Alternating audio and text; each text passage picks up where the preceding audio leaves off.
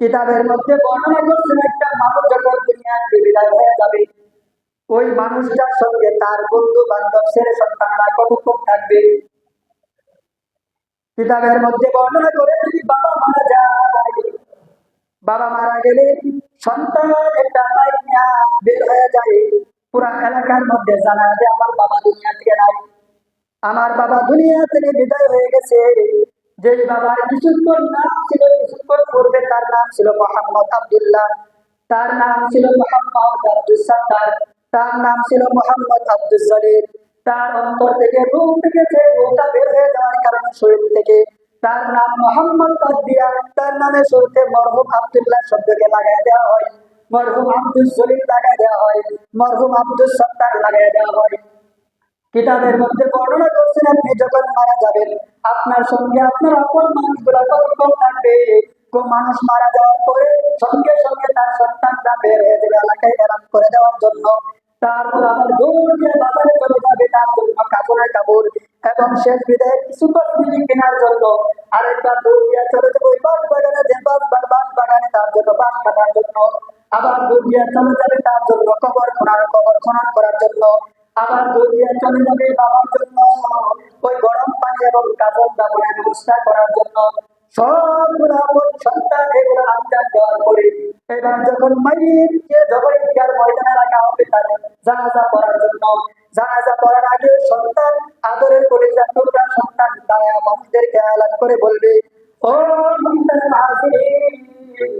আমার বাবা আপনাদের সঙ্গে ছোট কাল থেকে বৃদ্ধ পর্যন্ত আপনাদের সঙ্গে চলাফেরা করছে, আপনাদের সঙ্গে ওঠা বসা করছে। আমার বাবা যদি আপনাদের সঙ্গে চলাফেরা করতে গিয়ে যদি কোনো ভুলভ্রান্তি হয়ে থাকে, দয়া করে আমি সন্তান হিসেবে আপনাদের কাছে ক্ষমা চাই। আমার বাবাকে আপনারা সকলে মিলে মাফ করে দিবেন। আর আমার বাবার কাছে যদি কোনো লেনাদেনা পেয়ে থাকেন, দয়া করে আমাকে অবগত করবেন। আমার বাবার পক্ষ থেকে আপনাদের কাছে আপনাদের দেনা পাওনাগুলো আদায় করার চেষ্টা করব। সন্তান এতটুকু দায়িত্ব পালন করবে। সন্তান এতটুকু দায়িত্ব পালন করার পরে তার একটা কন্যা সন্তান আছে, তার দুইটা সন্তান বাবার সামনে হাজির হয়ে যাবে। ডাক দিয়ে বলবে, ও বাবা টাকা দেখেন আমার দুইটা সন্তান, আপনার দুইটা নাতিনি আপনার সামনে দাঁড়ায় আছে। বাবা গো, কোনোদিন আপনাকে সাহায্য করতে পারি নাই, কোনোদিন আপনাকে দুইটা টাকা ইনকাম করে দিতে পারি নাই। বিবাহ দেওয়ার আগ পর্যন্ত কোনোদিন একটা জামা নিজের কাপড় নিজে টাকা দিয়ে কিনি নাই। বিবাহ দেওয়ার আগ পর্যন্ত সব ধরনের পোষণ আপনি ব্যবস্থাপনা করছেন।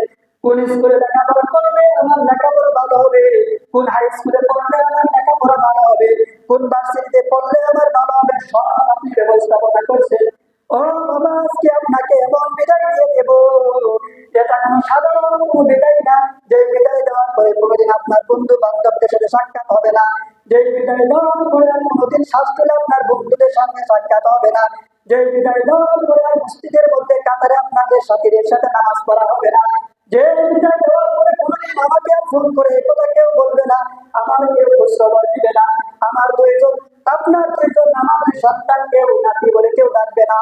বাবা আপনাকে এমন বিদায় দিয়ে দিতেছে যে বিদায় দেওয়ার পর আর কোনোদিন আমাদের সঙ্গে আপনারা সাক্ষাৎ হবে না। এই জন্য আপনজন এতটুকু পর্যন্ত আপনার সতীদের সঙ্গে আপনার যত আদরের পরিচয় টুকরা হোক, সন্তান হোক, মেয়ে হোক, কেউ আপনার এতটুকু দায়িত্ব পালন করবে, তারপরে কেউ আপনার দায়িত্ব পালন করতে পারবে না। আপনাকে আমাকে কোমরের মধ্যে রেখে দেওয়ার পরে বাকি সব হিসাব আপনি দুনিয়াতে যা করছেন তার হিসাব আপনি তাই দিবেন।